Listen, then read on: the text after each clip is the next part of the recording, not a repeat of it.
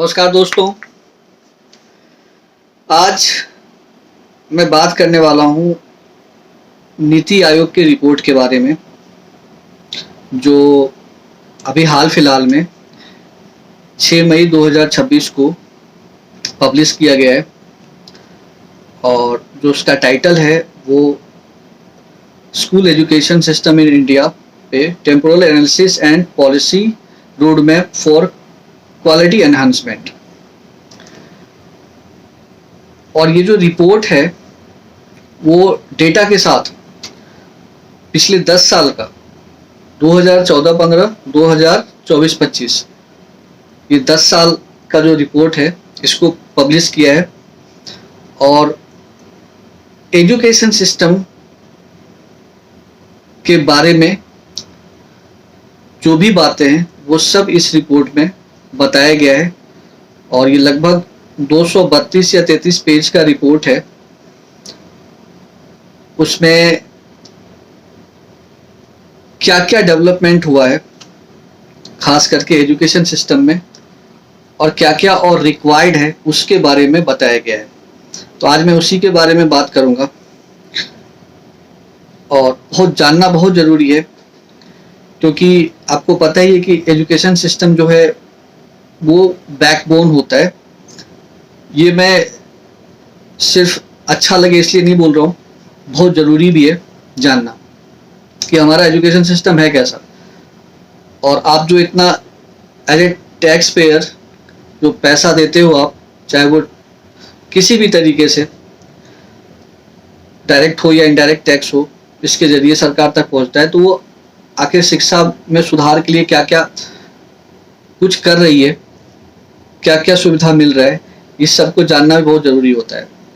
तो इस रिपोर्ट में मैं एकदम ऑनेस्टली रखूँगा इसको, ईमानदारी से, और जो जैसा इसमें लिखा हुआ है मैं उसी चीज़ को बोलूँगा और उसी को एनालाइज करके मैं बताऊँगा। अभी सबसे पहला चीज़ जो है यहाँ पे, क्योंकि बहुत बड़ा रिपोर्ट है, बहुत ज़्यादा 232 पेज का मैंने आपको बताया लगभग है, लेकिन उसमें जो मुख्य बात है उसी को मैं बताऊँगा जो ज़रूरी है जानना। सबसे पहली चीज़ तो इसमें ये लिखा गया है कि the massive shift towards private education. कहने का मतलब ये है इसमें कि बहुत बड़े पैमाने पे जो शिफ्ट हुआ है वो प्राइवेट एजुकेशन की तरफ, मतलब सरकारी स्कूल है और प्राइवेट स्कूल है, ठीक है। जो सबसे बड़ा झुकाव आया है वो प्राइवेट स्कूल की ओर आया है और इसमें ये लिखा हुआ है कि 71% से 49.24% पे पहुंच गया है किसका, सरकारी स्कूल का। मतलब जो पेरेंट्स हैं वो ज़्यादा से ज़्यादा बच्चे को प्राइवेट स्कूल में डालना चाहते हैं बजाय सरकारी स्कूल के। ज़्यादा बिलीव उनको प्राइवेट स्कूल पे है, सरकारी स्कूल पे नहीं है। सरकार जबकि समग्र शिक्षा अभियान, पीएम श्री स्कूल और मिड डे मील जैसा प्रोग्राम चलाती है ताकि ज़्यादा से ज़्यादा बच्चे आ सकें, अटेंडेंस बढ़े, लेकिन फिर भी ये कारगर नहीं हो पा रहा है। मतलब एक तरीके की बात आप ऐसा समझो, चाहे एक बेसिक सी बात बता रहा हूँ, चाहे लोगों के पास खाने के पैसे हो या ना हो, लेकिन फिर भी लोग ज़्यादा बिलीव प्राइवेट स्कूल की ओर, प्राइवेट स्कूल पे करते हैं, ज़्यादा प्राइवेट स्कूल की ओर मूव करते हैं, सरकारी स्कूल में देना नहीं चाहते हैं। आप समझ सकते हो कि सरकारी स्कूल में गवर्नमेंट अभी भी वो व्यवस्था नहीं कर पाई है जो वो पेरेंट्स का भरोसा जीत सके और वहाँ पे बेहतर शिक्षा मिल सके। सबसे बड़ा प्रॉब्लम इंफ्रास्ट्रक्चर का भी है, वो मैं आगे बताऊंगा। पहले मैं ये बता दूं कि रिपोर्ट का ये सबसे बड़ा शॉकिंग जो कह सकते हो आप, ये उजागर करता है ये शिक्षा व्यवस्था का कि भरोसा ही नहीं है सरकारी स्कूल पे। और भरोसा हो भी कैसे, जो सरकार के नुमाइंदे हैं वो खुद अपने बच्चे को सरकारी स्कूल में पढ़ाना नहीं चाहते, ये आपको भी पता है। इतना जानते हुए अभी एक रिपोर्ट भी आया था कि कैसे प्राइवेट स्कूल वाले लूट मचाते हैं, चाहे वो ड्रेस के नाम पे, किताब के नाम पे, फैसिलिटीज के नाम पे कितने पैसे ऐंठते हैं, लेकिन फिर भी भरोसा प्राइवेट स्कूल की ओर ही जा रहा है, सरकारी स्कूल की ओर नहीं है। ये रिपोर्ट बताता है 71% से ये गिर करके नीचे 50% पे आ गया है।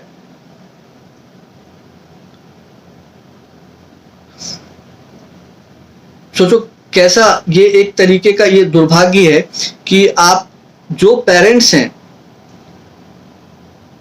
वो खुद सरकारी स्कूल का टीचर बनना चाहेंगे खुद, लेकिन सरकारी स्कूल में एडमिशन कराना नहीं चाहेंगे अपने बच्चे का। ऐसा स्थिति है, मतलब नौकरी सरकारी चाहते हैं लेकिन पढ़ाना है प्राइवेट में। पहला चीज तो ये, और ये आज 2026 की मैं बात बता रहा हूं, अभी तक ये व्यवस्था दुरुस्त नहीं हो सका है। दूसरा सबसे बड़ा प्रॉब्लम जो यहां पे है, स्ट्रक्चरल चैलेंज की बात कही गई है, द पिरामिडल इम्बैलेंस। मतलब ऐसा समझ लो कि ग्रेड 1 से लेके ग्रेड 12 तक, जिसमें आपका प्राइमरी आता है, सेकेंडरी आता है, हायर सेकेंडरी आता है, पहले 5वीं तक, ग्रेड 5 तक तो जो इनरोलमेंट का रेट है वो काफी बेहतर है, काफी अच्छा है। लेकिन जैसे जैसे हायर क्लासेस की ओर बढ़ता है तो वहां ड्रॉप आउट का क्राइसिस शुरू हो जाता है। मतलब ये कि इसका सबसे बड़ा कारण क्या है? सबसे बड़ा कारण क्या है कि ग्रेड 1 से लेके ग्रेड 12 तक का स्कूल ही बहुत कम है। बच्चे को पहले 5th तक पढ़ा, फिर उसके बाद किस दूसरे स्कूल में जाना है, फिर उसके बाद जाना है। गांव में स्थिति और भी खराब है, क्योंकि जो उनका सेकेंडरी स्कूल होगा वो कहीं दूर होगा, हायर सेकेंडरी उससे भी कहीं दूर होगा। ये भी बहुत बड़ा समस्या है। और एक प्रेमाइसेस में अंडर वन रूफ, मतलब एक छत के नीचे बात करें तो बहुत कम ऐसा स्कूल है। मतलब अगर मैं आंकड़े की बात करूं तो यहाँ पे लिखा हुआ है ग्रेड 1 से लेके ग्रेड 12 तक मात्र 5% ही ऐसा स्कूल है जो फंक्शनल है, मात्र 5%। जो कंपोजिट स्कूल है, कंपोजिट मतलब शुरू से लेके अंत तक, प्राइमरी, सेकेंडरी और हायर सेकेंडरी तक की बात करें तो ये सारी बातें, जहां अनइंटरप्टेड एजुकेशन मिल सकता हो, मात्र 5% है। बाकी सभी जगह ये समस्या है। और मैंने बताया इसकी वजह से क्या है, ड्रॉप आउट क्राइसिस है। मतलब प्राइमरी में तो एडमिशन हो रहा है, लेकिन उसके बाद जैसे जैसे हायर क्लास में जाते हैं तो वो धीरे धीरे गिरता चला जाता है ग्राफ। और ये सबसे ज्यादा समस्या ये लोकल विलेज में भी है। जो प्राइमरी के बाद जो सेकेंडरी स्कूल है वहां अगर बात करें तो वो काफी दूर होता है। और सबसे ज्यादा समस्या फीमेल स्टूडेंट के साथ, लड़कियों के साथ, कि प्राइमरी स्कूल उसके पास है लेकिन बाकी का जो है काफी दूर है, तो उसको वहां से वहां तक जाने में समस्या है। इस वजह से ड्रॉप आउट क्राइसिस है। अब आप समझ सकते हो, मैं जो बात है वही रख रहा हूं, जो आंकड़े कह रहा है ना वही रख रहा हूं। तीसरी सबसे बड़ी बात क्या कर रहा है, तीसरी सबसे बड़ी बात है लर्निंग क्राइसिस, डेप्थ लर्निंग की बात। मतलब आप ऐसा समझ लो कॉन्सेप्चुअल अंडरस्टैंडिंग की बात कहा जा रहा है। और ये और भी शॉकिंग है। डेटा क्या कह रहा है जो इसमें दिया हुआ है कि जो ASER है, annual status of education report 2024, और नेशनल अचीवमेंट सर्वे NAS, और जो नया बना है परख, जिसको performance assessment review and analysis of knowledge for holistic development, इसके हिसाब से अगर देखें जो ये कोट कर रही है, इसमें सबसे बड़ा समस्या क्या आ रहा है कि बच्चे का फाउंडेशनल लिटरेसी, मतलब जो उसका आधार है और चाहे न्यूमरेसी है, इसमें वीकनेसेस पाया गया है। क्या वीकनेसेस है? तो वीकनेसेस बहुत बड़ा है। जैसे जैसे बच्चे हायर ग्रेड में जा रहे हैं वैसे वैसे उनका जो है प्रोफिशिएंसी जो है मैथ्स में, चाहे रीडिंग कॉम्प्रिहेंशन में या फिर हायर ऑर्डर रीजनिंग, ठीक है, सोचने समझने की क्षमता, पढ़ने का कॉम्प्रिहेंशन रीडिंग की बात करते हैं, है ना, या फिर मैथमेटिक्स में गिरता चला जाता है, डिक्लाइन हो रहा है।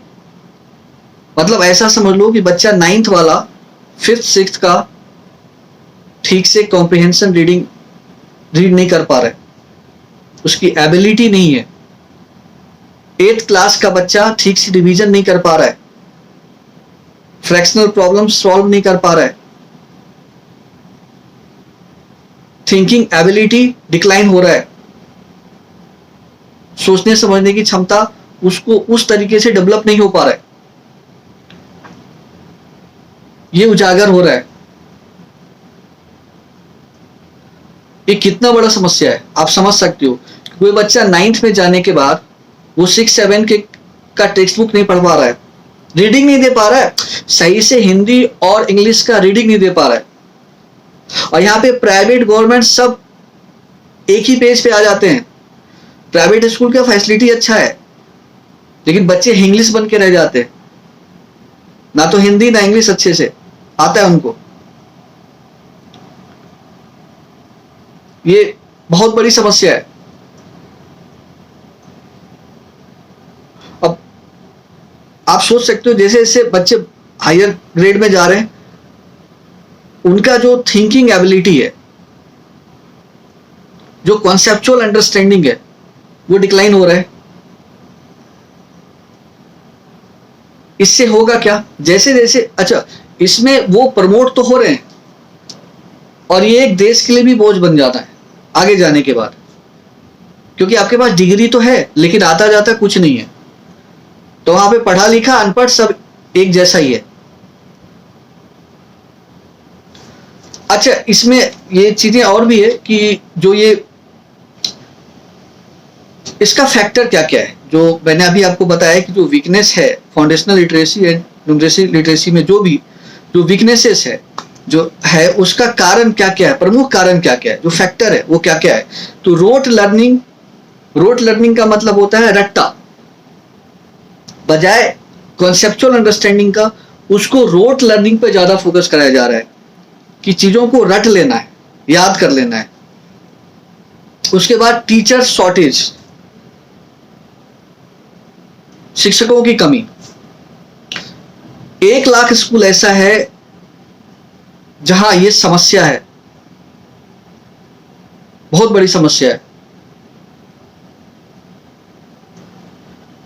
1 लाख स्कूल मैंने यह बताया आपको कि जहां एक ही टीचर है सारे सब्जेक्ट के लिए, सभी पढ़ाते हैं वो, ये हालत है। नॉन टीचिंग ड्यूटीज, ये बहुत बड़ा समस्या है। टीचर को टीचिंग के बजाय कोई और काम दे दिया गया है। जैसे आप सुनते होंगे SIR चल रहा है, जनगणना चल रहा है, चुनाव होना है, टीचर सिर्फ यही सब काम करते हैं गवर्नमेंट के। वहां जो एजुकेशन है वो कॉम्प्रोमाइज होता है। वैसे भी टीचर की शॉर्टेजेस है, ऊपर से ये सारा काम दे दिया जाता है टीचर को, जिसके वजह से ये लर्निंग क्राइसिस है। असेसमेंट फ्लॉज, जो मूल्यांकन होता है उसमें भी त्रुटियां हैं, सही से मूल्यांकन नहीं होता है, जिसके वजह से बच्चे प्रमोट तो कर जाते हैं लेकिन जो स्किल उनके अंदर आना चाहिए, जो प्रोफिशिएंसी होना चाहिए वो हो नहीं पाता है, बस वो प्रमोट करके चले जाते हैं आगे। और गवर्नमेंट की जितनी आपको बताया जितना भी सर्वे है उस सब में टीचर को रखा जाता है, तो वो पढ़ाएंगे क्या। टीचर का खुद का ट्रेनिंग नहीं हो पा रहा है ठीक से, वो अपने आप को इंप्रूव नहीं कर पा रहे, अपडेट नहीं कर पा रहे हैं, वो सिर्फ SIR, सेंसस और जो इलेक्शन है इसमें लगे रहते हैं यहां वहां। तो वो कैसे काम करेंगे और कैसे एजुकेशन सिस्टम बेहतर होगा।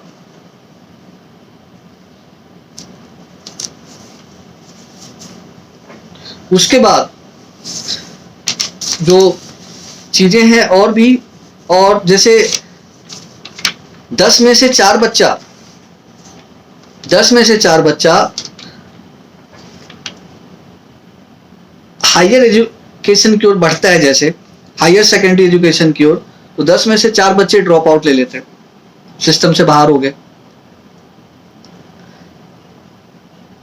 उसके बाद सबसे बड़ा समस्या यहां भी खड़ा है कि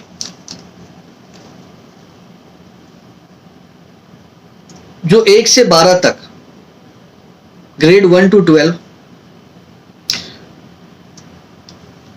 एक ही स्कूल में, एक ही प्रेमाइसिस में नहीं होना, ये सबसे बड़ा समस्या मैंने बताया, जिसके कारण ड्रॉप आउट होता है। और एक और कारण है कि राइट टू एजुकेशन एक्ट जो है वो 14 साल तक के लिए है। उसके बाद जो है बच्चे को खुद से ट्यूशन का जो ट्यूशन फी होता है, बुक्स के लिए, ट्रांसपोर्ट के लिए, सब खुद से वहन करना पड़ता है। ये भी एक कारण बन सकता है जो अफोर्ड नहीं कर सकते एजुकेशन को। उसके बाद फैसिलिटीज पे बात करते हैं, क्या क्या है। देखो, इलेक्ट्रिसिटी तो बताया जा रहा है कि काफी जगह तक पहुंचा है, लेकिन इलेक्ट्रिसिटी के साथ साथ जो और भी चीजें हैं वो बेहतर नहीं हो पाया है। अब UDIAC, United district information system for education 24-25, ये क्या कह रहा है इसमें, ये एक रिपोर्ट हाईलाइट कर रहा है। उसमें क्या कह रहा है, 1.1 लाख ऐसे जगह हैं, 1.1 लाख जहां functional electricity, water, hygiene facility नहीं है, इनकंसिस्टेंट है, मतलब दुरुस्त नहीं है, ना पानी, ना हाइजीन और ना इलेक्ट्रिसिटी। ये लगभग आपको बता रहा हूं 1,20,000 स्कूलों की बात कर रहा हूं मैं। उसके बाद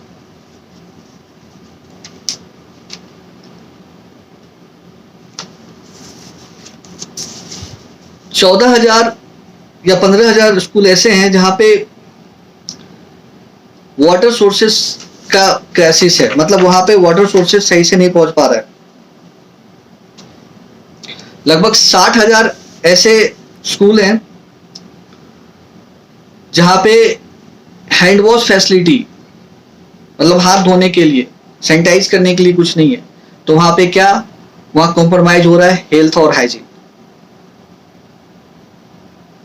ये अब बता रहा हूं 2026 में ये जो आया है, 2026 की बात बता रहा हूं, पिछले 10 साल का पूरा ये कहानी है, ये व्यवस्था है, आप सोच सकते हो।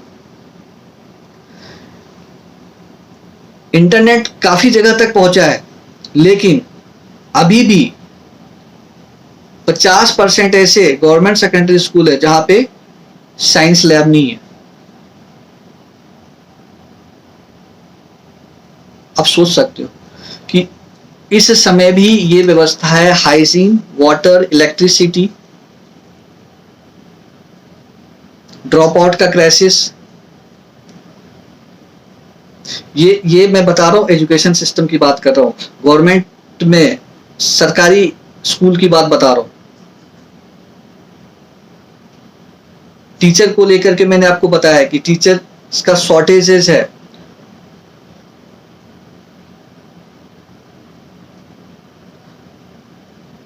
स्टूडेंट टीचर रेशियो भी कुछ ठीक ठाक नहीं है। इसके लिए 13 पॉइंट्स का सुझाव दिया है, उसमें से 8 जो है सिस्टमेटिक रिफॉर्म के लिए और 5 एकेडमिक रिफॉर्म के लिए। 13 point policy road map for quality enhancement, जिसमें स्ट्रक्चरल रिफॉर्म की बात कही गई है। जो 8 सिस्टमेटिक रिफॉर्म है उसमें स्ट्रक्चरल रिफॉर्म की बात कही गई है। एंड कंपोजिट स्कूल, मतलब पूरा स्ट्रक्चर का रिफॉर्म होना चाहिए, और साथ के साथ कंपोजिट कहने का मतलब ग्रेड 1 से ग्रेड 12 तक एक ही प्रेमाइसिस में होना चाहिए, तो ड्रॉप आउट क्राइसिस को कम करा जा सकता है। इंफ्रास्ट्रक्चर स्ट्रेंथनिंग, इंफ्रास्ट्रक्चर को स्ट्रेंथ करना है। गवर्नेंस रिफॉर्म चाहिए। District task force, teacher development, teacher को भी, खास करके टीचर को ऐसा नहीं है कि एक बार सरकारी नौकरी हो गया उसके बाद रिटायरमेंट तक एकदम कुछ नहीं सीखना है। टीचर का भी असेसमेंट होना चाहिए। डिजिटल एंड ब्रॉडकास्ट लर्निंग, जब आप डिजिटल की बात कर रहे हो तो पूरा सिस्टम भी उसी तरीके से लगाना पड़ेगा, डिजिटल करना पड़ेगा। Equity and inclusion, equity and inclusion समानता और समावेशी होना चाहिए, और स्कूल में एक मैनेजमेंट कमिटीज होनी चाहिए, स्कूल मैनेजमेंट कमिटीज भी होनी चाहिए। और 5 एकेडमिक रिफॉर्म्स है, जिसमें ट्रांसफॉर्मिंग पेडागोजी एंड असेसमेंट, मतलब कैसे पढ़ाया जाए बच्चे को, उनमें जो किस तरीके का लर्निंग होना चाहिए, रोट लर्निंग नहीं होना चाहिए, कॉन्सेप्चुअल अंडरस्टैंडिंग होना चाहिए, रटिफिकेशन नहीं, रटने वाला पढ़ाई नहीं, कॉन्सेप्ट को समझाना है। तभी बच्चा जैसे जैसे आगे बढ़ता जाएगा उसका अंडरस्टैंडिंग जो सब्जेक्ट पे होगा और बेहतर होगा। सिर्फ रट के प्रमोट हो जाने पे वो सिर्फ एग्जाम तक चीजों को ध्यान में रख सकता है, याद रख सकता है, उसके बाद वो सब साफ हो जाना है। होलिस्टिक एजुकेशन एंड वेलबींग, री imaging vocational education, vocational education को भी री इमेजिन करना है। एआई इंटीग्रेशन इन पेडागोजी, तो ये सारा सुझाव दिया गया है।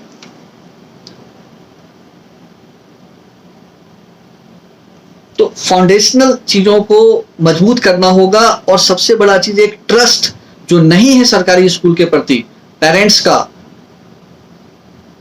इवन बच्चे भी कहते हैं कि नहीं पढ़ाई होता है, और पेरेंट्स का भी जो एक ट्रस्ट है वो नहीं है, उसको लाना पड़ेगा। क्योंकि आफ्टर ऑल पैसा इन्हीं लोगों का है। और एक खास बात जो यहां पे नीति आयोग ने किया है कि रिपोर्ट में जो जीडीपी का कंट्रीब्यूशन है, जो एलोकेशन है, जो जीडीपी का एलोकेशन है वो 4.6% है, जो अभी भी कम है। किस टारगेट का? 6%, जो कब रिकमेंड किया गया था 1964 में। उसकी तुलना में देखें तो अभी भी जीडीपी का एलोकेशन जो है वो कम है उस आंकड़े से। अगर कुछ अच्छा अचीव करना है, रिफॉर्म करना है, तो आपको बढ़ाना पड़ेगा एलोकेशन जीडीपी का एजुकेशन में, तभी आप कुछ बेहतर अचीव कर पाओगे। क्योंकि किसी भी कंट्री का एजुकेशन हेल्थ सिस्टम बैकबोन होता है। और सबसे बड़ी बात कि जो आपका ग्राफ है प्राइवेट और गवर्नमेंट स्कूल की देखें तो लोगों का जो नजरिया है या पेरेंट्स का जो नजरिया है वो प्राइवेट स्कूल की ओर जा रहा है। आप इतने सारे प्रोग्राम चला रहे हो, फिर भी आप एक तरीके से कहीं ना कहीं आप पीछे रह जाते हो, नहीं ला पा रहे हो।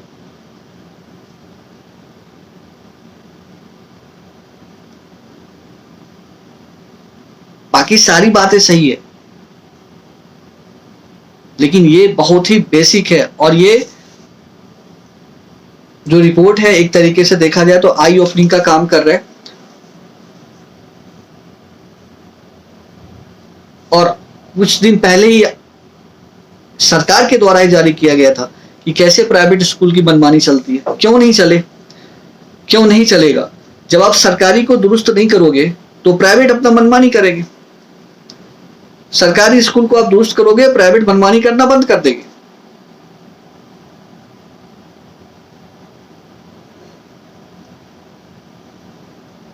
तो मैं तो ये कहूंगा कि आप भी इस रिपोर्ट को देखना, और